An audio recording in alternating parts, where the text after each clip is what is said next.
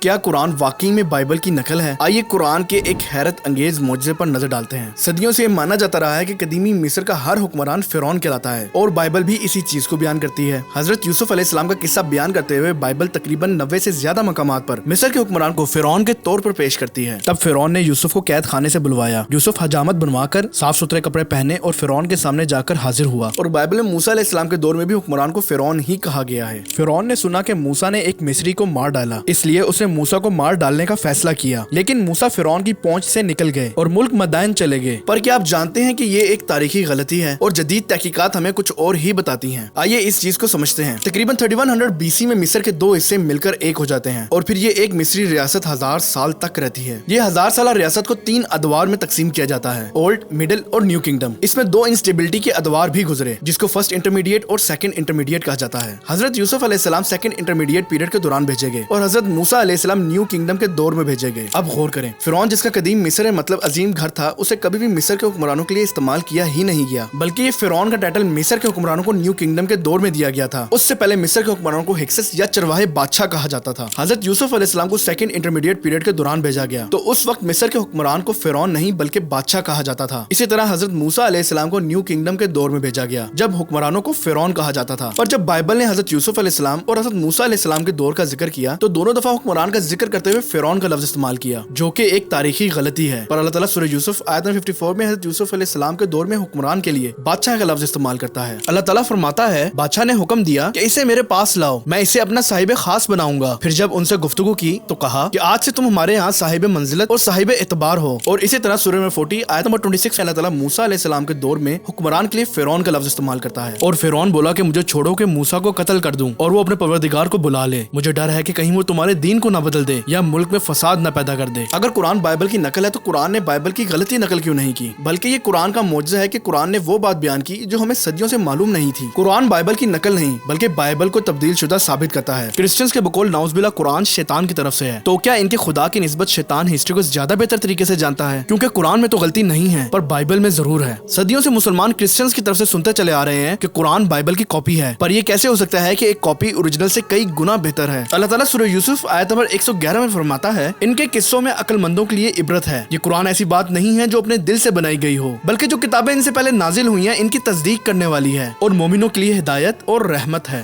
اس لیے تو ہم کہتے ہیں کہ غور کیجئے، کیونکہ غور کرنے والوں کے لیے نشانیاں ہیں۔